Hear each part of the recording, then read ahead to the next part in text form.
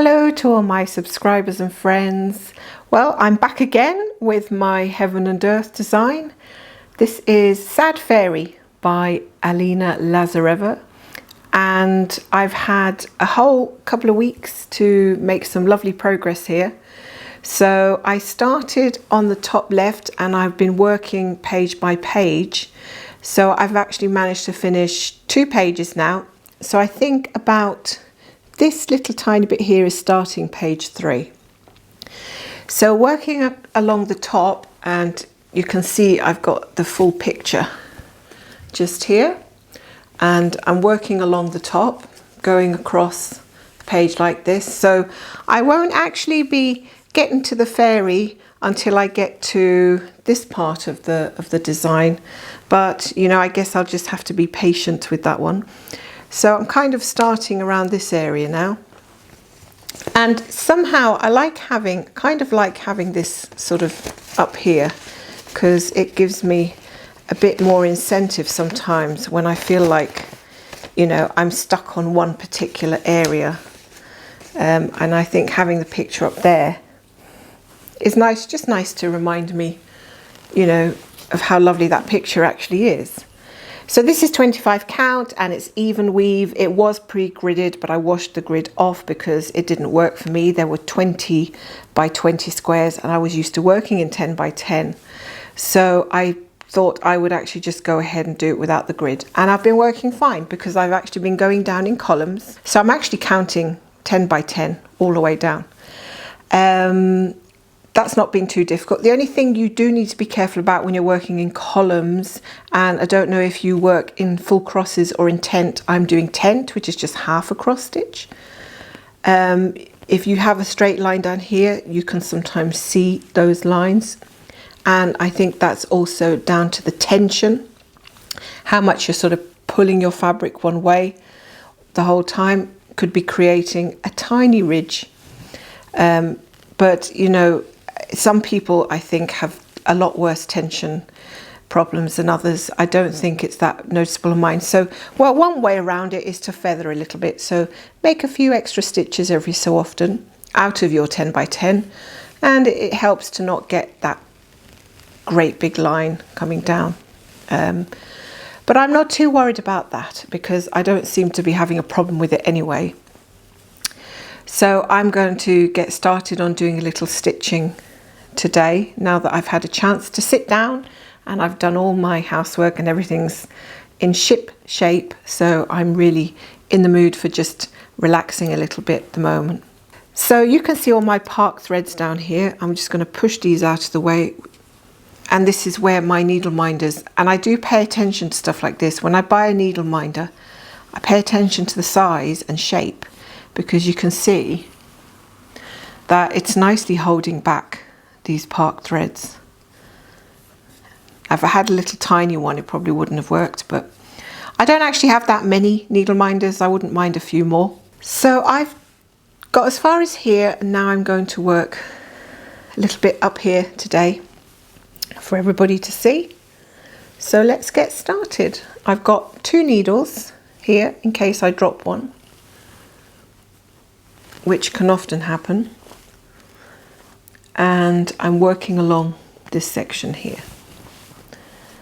So get into a comfortable position for the camera and off we go. I have to refer to my pattern, which is up here on the left, and I do like to mark things off as I go. So I apologize for my arm sort of bending that way every so often.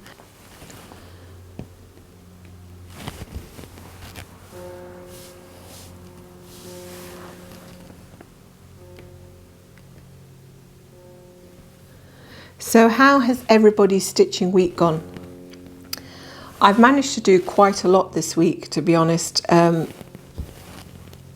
It was a tricky start because I've been homeschooling my 12-year-old son, and that has gone really up and down a little bit. So obviously that is a priority over the stitching, so I have to make sure that he's happy and settled and he's doing his work.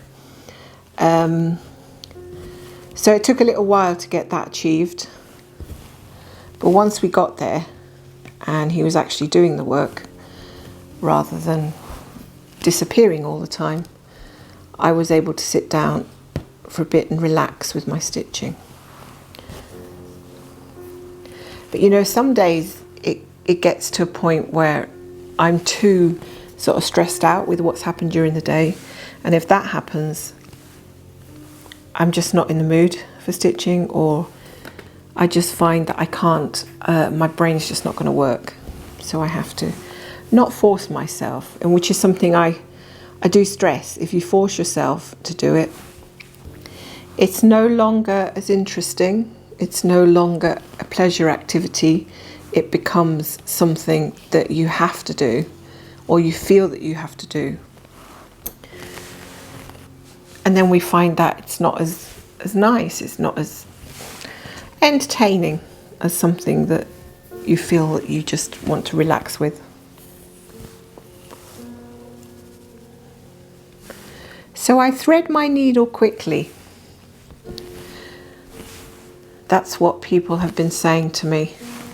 And I think it takes a while to get to that point where you can thread your needle really quickly. But I tell you, some days are better than others. You get some days where you just can't thread your needle at all. And you can't obviously blame the needle.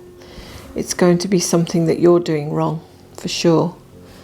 Or maybe just having, your hands are just a bit more slippery that day. I don't know. I've never been able to figure it out.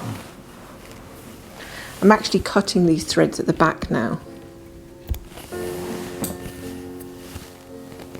because I find that easier at the moment.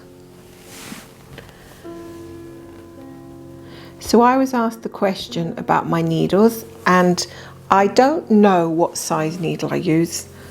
I used to just pick up whatever needle I felt comfortable with. I'm using the smaller one because I've been finding recently that the bigger one, I don't know, I've been finding it difficult to get through the holes in the last while, which is something I'm not had that problem before really. So I find it strange that sometimes things just turn out to be a bit different. Like you've always had, you've always been okay with something, and then all of a sudden it starts to not work for you anymore. I wonder if you've actually experienced that yourself. But I think it just also depends on, there are days when you handle the threads better than other days, and the same goes for the needle. And just about everything. I think there's some days where I'm sewing and it feels to me like I've never sewn before. And you would think, well, you know, what's going wrong today? But not to blame yourself. So what I do is I have a couple of needles now that I'm comfortable with both, more or less. And I have them on my needle minders for when I begin. And that helps me decide on that day when I'm stitching which one I feel like is working for me. So really just use the needle that works for you. It doesn't matter if it's a bit bigger, a bit smaller, as long as it's not so big that you're actually damaging the fabric in any way. I think you can just go with the one you're comfortable with. Today, I seem to be having problems threading either of these needles. Sometimes if you have a fuzzy end, if you just chop that little piece at the end off, just snip it off, you'll find, there you go, you see? And then it threads really lovely. So I'm pleased with how much progress I have gotten on this particular chart. If you haven't done Heaven and Earth design before, they do generally tend to take a long time, because quite often there are a lot of colours to be used. Some people are doing charts that take over 200 colours, so you'll be swapping colours a lot. This chart has 90 colours, and I don't think I would change that. I don't think I would go to do a design that has more than that, because I can just imagine that the confetti would be horrendous. Although having more colours does give you much more detail, obviously. The more colours you have, the more detail your picture will have. But that also means that you'll have a lot more confetti.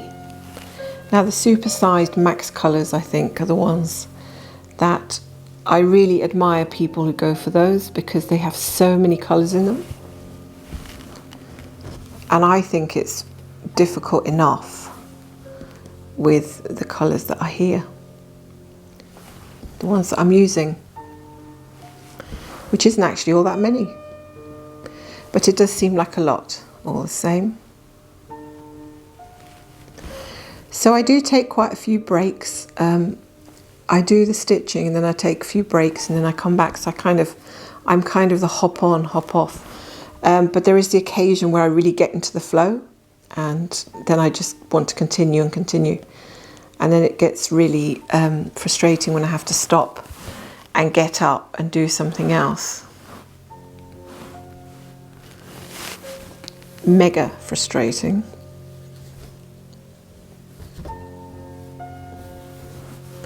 Which undoubtedly, if you have kids, you know, your time is not your own any longer. I'm sure all parents can agree with me on that one.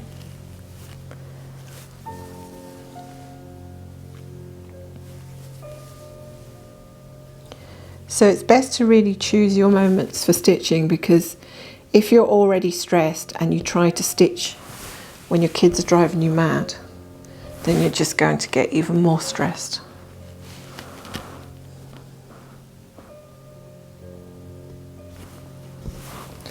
I have to say that this particular fabric, the DMC Magic Guide, is a lot stretchier than the what is it called? The Easy Count Even Weave, which I think is a different make. Is it Zygarde? Could be Zygarde. I don't know what make that is. Possibly a German make, which is a lot firmer. But I think that when I washed this one, I noticed it became stretchier after, so I think I washed off some of the stickiness. It was almost like plastic feeling. I washed off some of that stickiness, that or glue or something that made it a bit stiffer. So that kind of stiffness goes away and it feels a little bit softer. It's not a bad thing, but it just means that you have to get used to, when you're pushing a needle through, you have to get used to the way it's going. Like, I can miss the hole every so often because it's soft and stretchy. My preference would be the other one. I think next time I do one of these designs, I will definitely go for the Easy Count again, which I think is quite popular.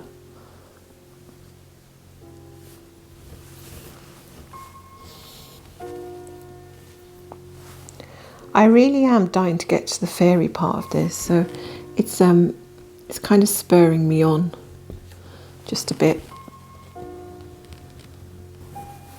So I was also asked the question of which chart would I pick next, and that's a good question because I have set myself up in such a way that I don't think I'm going to have any new starts until I get a finish.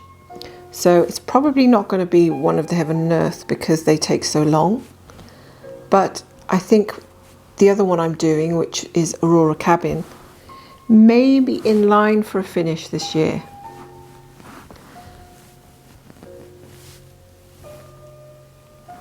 So if that's the case, I might start the Riolis chart that I bought recently which is the blossoming almond tree, a painting by Van Gogh. So that could be the next start after this one.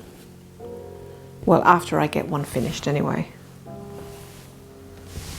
I think the Heaven and Earth are just going to be ongoing projects for as long as they take. And it's very likely that they'll take a couple of years. And that's stitching every day as well. So there's no way you can like go any faster unless you get someone else to help you.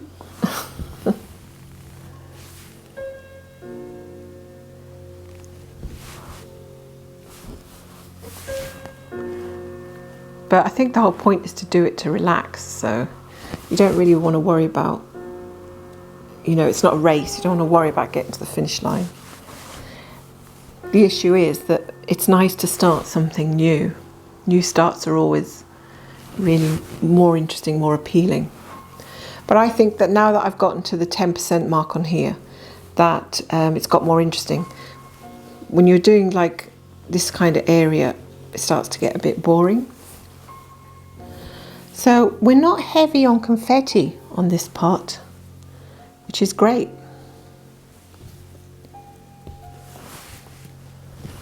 Because I found that I was really into having so many colours when I was doing these flowers. And that's all kind of eased up a bit. And you can kind of see when you look at the pattern which areas are going to be a little bit more heavy with the colours than the others. You know, after a while, when you've changed your thread like 50 times, it does get a bit, you know, when am I going to get to a section that allows me to do 10 stitches in a row without changing my thread. But then I suppose you can argue that I'm changing my thread all the time because I'm doing the parking method. I like having the threads there just waiting to be picked up. It gets a bit problematic when there's too many of them. But I guess that's just par for the course if you're doing the parking. See, at the moment I've only got 2 or 3 parked because there's not too many colours happening in this particular area. And I haven't had too many tangles, which is great. I think when I was doing cross country I got more tangles. And park my thread. There's not too much that you have to count when you're working in 10 by 10, which I don't think I could do it any other way if it's not gridded.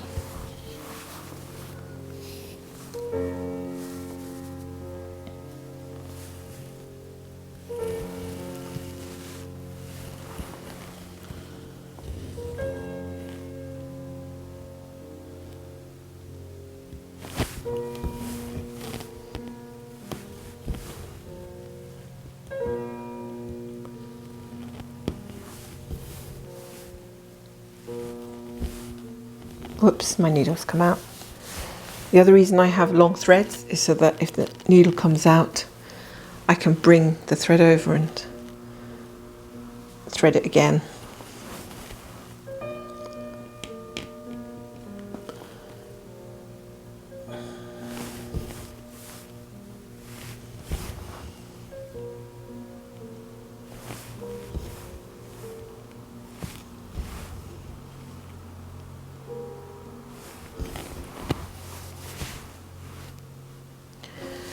So we're on a roll here,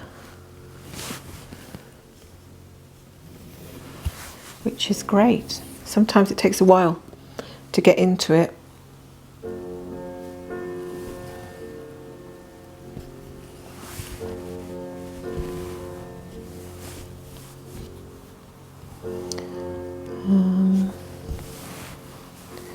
But there isn't too much counting needed at the moment either.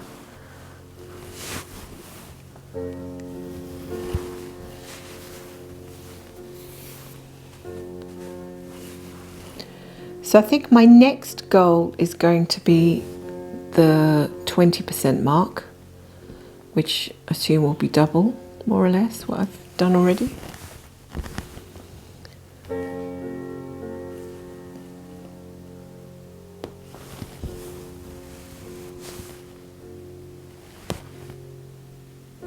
And it's going to be great to get to the fairy.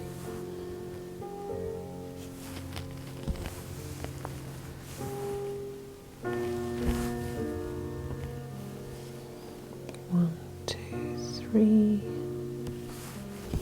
Park there. It's so much quicker to mark things off on Pattern Keeper as well.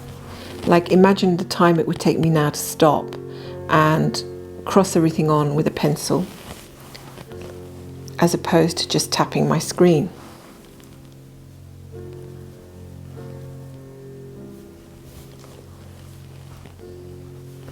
Like, every few seconds that you can shave off your stitching time means that you get things done.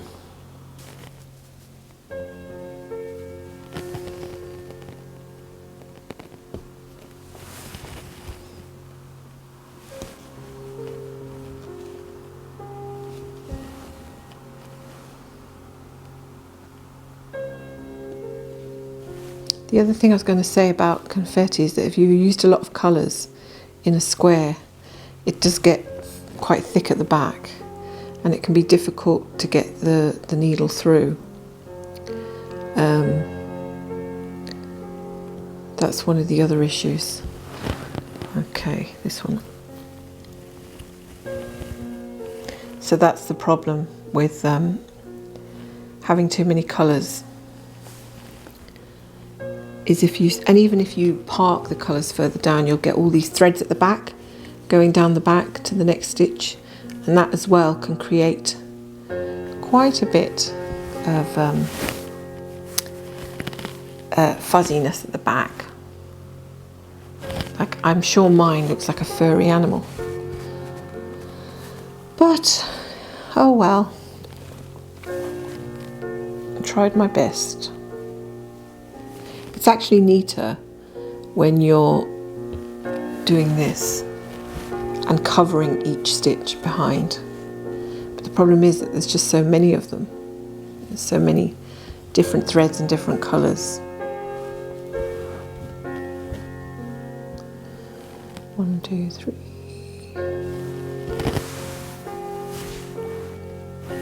That it can get almost impossible sometimes, which is why you might need a sharper needle at times rather than one with a blunted end. So this is looking lovely. I think the colours really complement each other and it's just such a pretty design. My tastes are really varied. I do tend to sort of, it does really depend on my mood and how I'm feeling when I choose cross-stitch designs. Sometimes I'm more interested in going for something dark, even spooky or scary or atmospheric, and other times I go for something that's pretty, like flowers and butterflies. And at the moment I'm really getting into landscapes and buildings, like cities. That really interests me, especially when you've got like a cutaway scene from say Paris, or like a little cafeteria where, you know, those patterns where you've got those lovely little settings with a little table and chairs and that kind of thing. And the little details in them are also really cute. So I wonder if you need to do like a larger size to be able to see those little details, like wine glasses on a little table, that kind of thing. To get that kind of detail in, do you need to do like a super-sized one? Because I can't imagine you'd see that kind of thing in a small in a smaller design. So now I'm paying more attention. Since I've started these particular ones, I paid more attention to details and whether they're going to show or not show. So it really does depend on the mood, which is why I like to have a few on the go so that I can pick up the one that I'm in the mood for and basically not worry about only been doing the same one the whole time that you might get tired of or something. Right, I'm going to do a little waist knot back here on the side, which will get covered up, and then I can cut it off. I think I've made a mistake. What a surprise. Well, I'm going to get this one in anyway. So chatting and stitching can lead to, that's the one that I need to do again, can lead to catastrophes, trust me. Although it is relaxing to chat and stitch.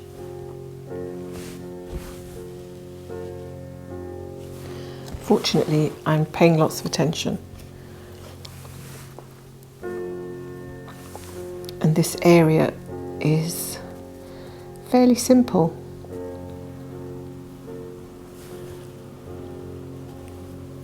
So these waist knots people do in different ways. I've seen the waist knots being done, say further out, and there's a little line of thread on the top, and then there's the waist knot a bit further down, and I can't seem to do that. I don't know why.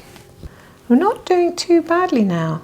We are on to having 100 stitches done. Less than half an hour. So I'm not complaining about that. Generally can take me about an hour to do 100 stitches if it's completely mad.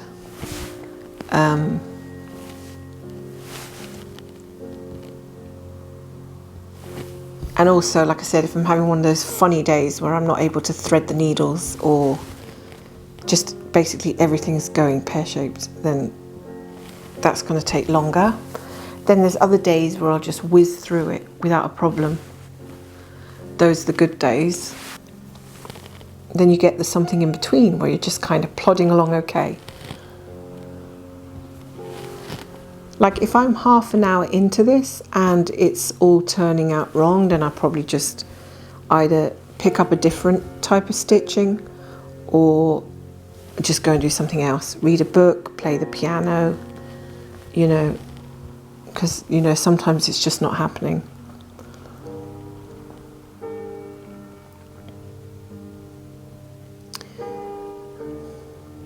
Which is fine, you know, you can't beat yourself up. You can't beat yourself up for having those off moments or off days. Happens to the best of us.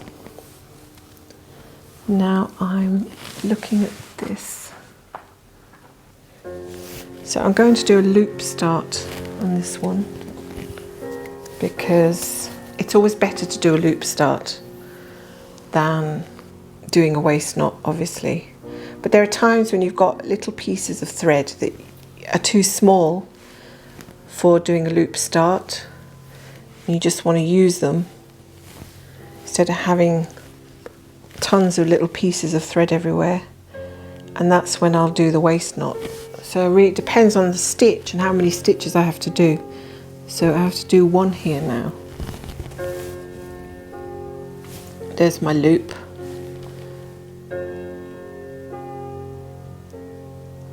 Oh, now I can't get the needle through the back.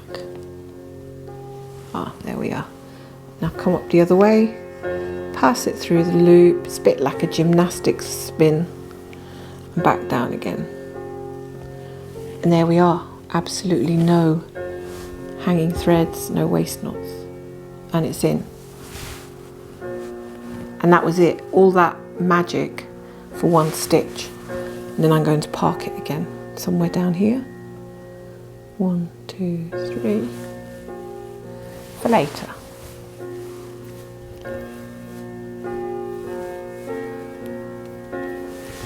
This is going to be a waist knot because I only have one spare piece here. I could cut more, but I don't want to waste the time. So another waist knot. I wouldn't worry about these because you will cut them off eventually. Once you get a bit, like I'll be cutting that one off fairly soon. That one can go in there. That's what, like, I think one of the advantages of doing these columns is that you can put your waist knots to one side. I've even put them underneath here a few times. And you just cut them off.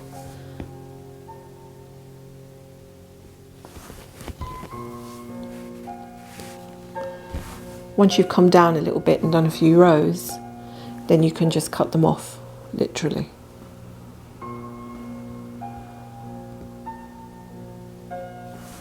There we are. So this is starting to add some extra colours in now.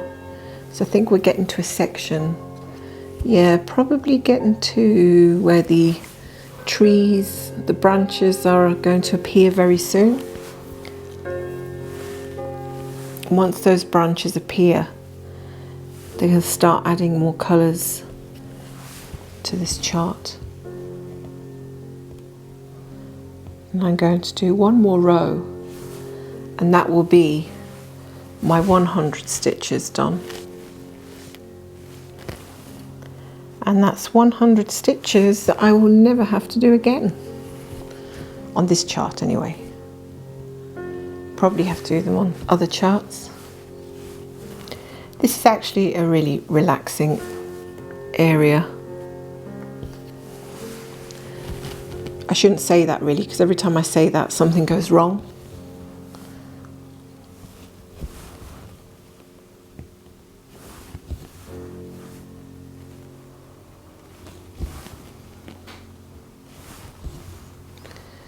So it does at some point speed up a bit when you're going well. That's it, one stitch more and we have done our 100 stitches.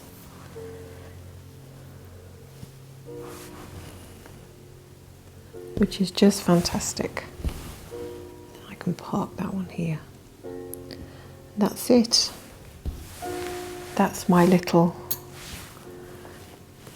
stitching session for the moment. Let me know, what are you working on? How are you getting on with yours? So I'd love to hear from you in the comments. Thank you again so much for your company whilst I've been stitching. I hope you have a lovely, lovely day.